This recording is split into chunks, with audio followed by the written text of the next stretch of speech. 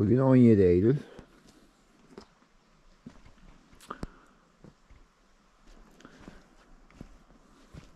Gördüğünüz gibi orman tabanı hala oldukça yeşil. Ama ağaçlar yavaştan renk değiştirmeye başlıyorlar. Gerçi tabanda da bu ginseng familyasından bir bitki.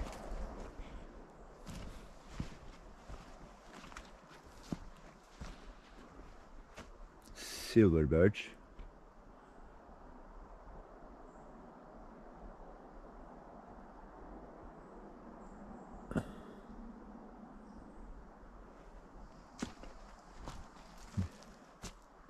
Bir tane daha.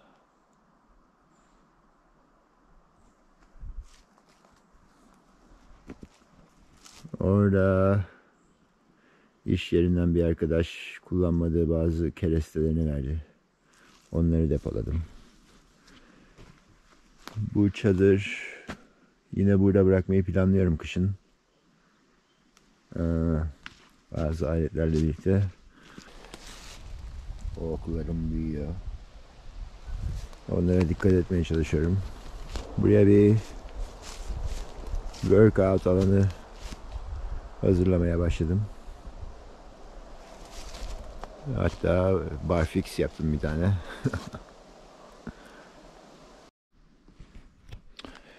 Bu sene 3 tane patika açtım.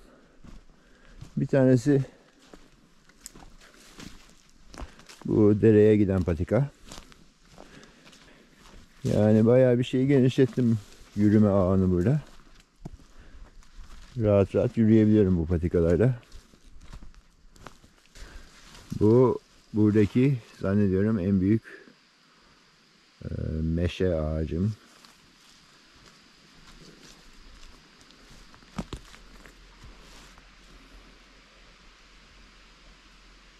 Evet.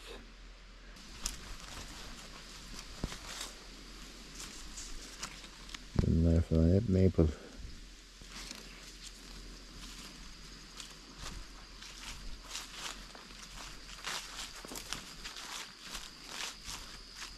Burada balık var. Balık tutabiliyoruz.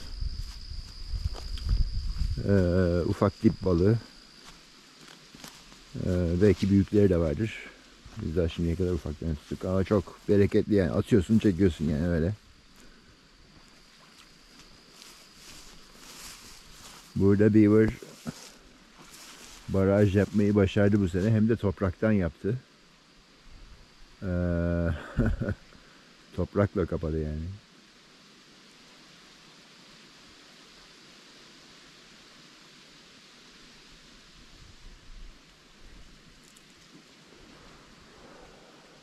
Buradan pek su almıyorum.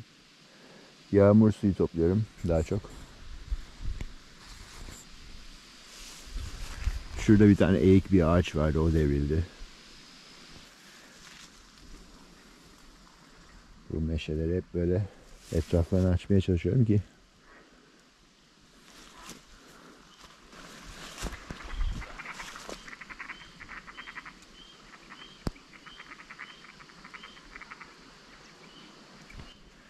hep şu arkada saklanıyorlar. Orada ufak bir ada var ortada.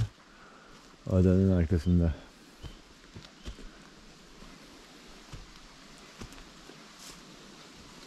Bunlar hep maple'lar işte. Bir sürü maple olacak burada.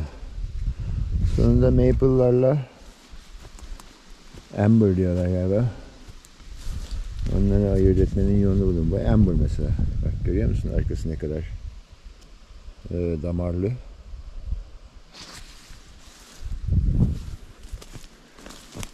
Bu da maple.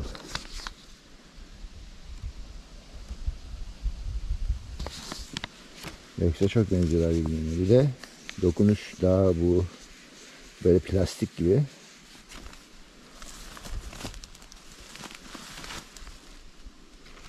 Buna dokunuş daha bir pütürlü gibi.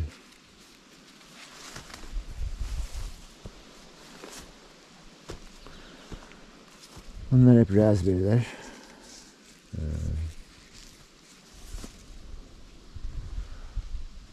Bir tane daha eski bir silver birch.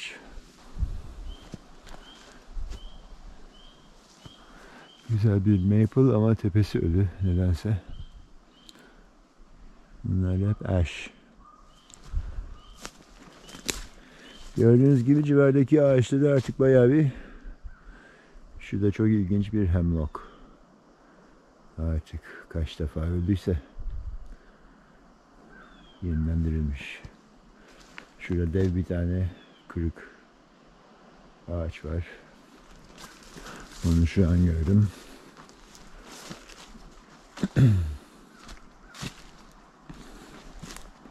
Evet, ashler hep renk değiştirmiş. Sararıyorlar. Burada yine dev bir hemlock.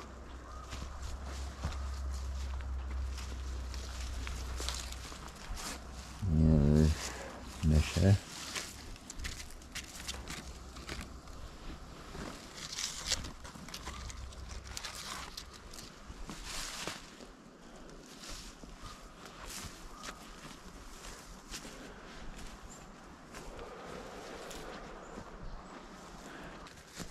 Evet.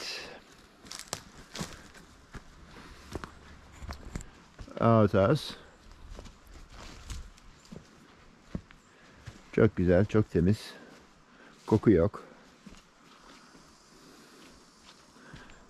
Ve outhouse patikası. Buradan böyle.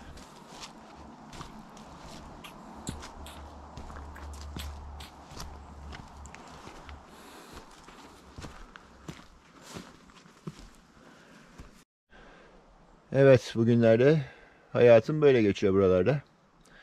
Çok güzel, çok huzurlu. Bol bol Türk radyolarını dinliyorum. Ve telefon çalıyor. Bugün 27 Eylül 2022. Sobayı kurdum. Baca gözüküyor mu? İçeriden de göstereyim. Sobayı zaten taşımıştım çadırın içine. Ama artık soğuklar başladı. Hafif bir sıcaklık iyi oluyor. Sobayı kurdum. Yani bu sene ne yaptın Ergun diye soruyorum kendi kendime. Ne yaptım? Bayağı yoğun bir seneydi. Yani zaten haftada 3 gün çalıştım sayılır her hafta. Onun dışında her hafta sonu neredeyse doluydu. 2 hafta sonu dışında. Mesela ne oldu? Burası oluştu. Şu anki depo alanım burası. Odun kesip odun hazırlamaya gayret ettim kış için. Burası dolu. Şunun altı dolu. Şu çadırın arkasında da var bir tane bunun gibi. Sonra burada çalıştım. Öbür çadırda insanlar kaldığı zaman ben burada kaldım. Burayı açtım. Bunlar ıslak birchler. Ama hepsini yardım.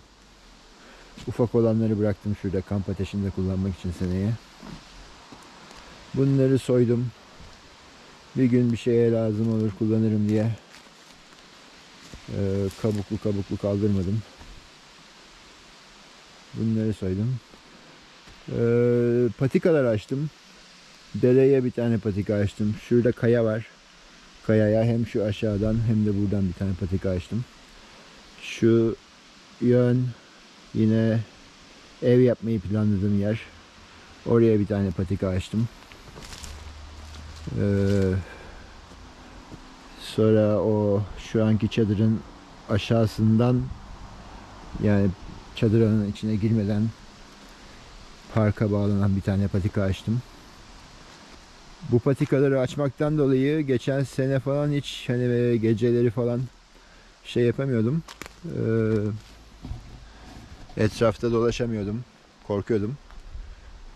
Patikaları açtım bu sene. Geceleri dere kenarına indiğim oldu. Dolunay çıktığında ilk oradan gözüküyor çünkü. Onu keşfettim. Sonra bu kaya dediğim yer aslında ne kadar yakın neredeyse oradayım. Orayı erişime açtım. Orayı her seferinde buluyordum. Ama sonra, yani tam yerine hiçbir zaman kestiremiyordum. Ormanın içinde. Bak şimdi dümdüz yürüyorum yani. Hani dümdüz değil de kütüklerin üstünden falan. Hoplayıp zıplamadan dümdüz geldim. Dediğim yerde burası zaten. Bunların hepsi maple, çınar mı diyorlar. Çınar değil de artık neyse, bana söyleyin ne olduğunu. Burası da bir çadır alanı olsun istiyorum. Buraya bir tane bank koydum. Çünkü tepesi güzel açık. Geceleri eğer sıkıyorsa gelip burada oturup yıldızları seyredebilirsiniz. Ondan sonra yani gerçi bir tane de şuraya bir yere bir ateş alanı yakarsam yapsam iyi olacak. Neyse, bir de bu işte bu maple'ların bak renk değiştirmeye başladılar. Renk değiştirip çok güzel bir alan olacağını düşünüyorum buranın. Tabii buralara falan ulaşım açılınca daha çok inceleyebiliyorum. Yani sınırları bayağı bir keşfettim diyebilirim.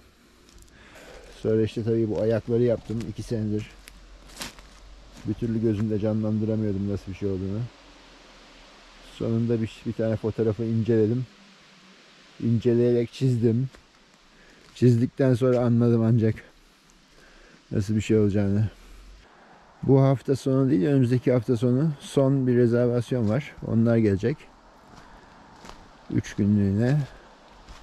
Onlardan sonra işte bunu falan kaldıracağım. Burada düşmesi gerek olan bir tane kırık ağaç var. Bir tane büyük bir tane kutu depo yapacağım. Ya ne yapayım arkadaş? En azından bu sene onları yapmış olayım.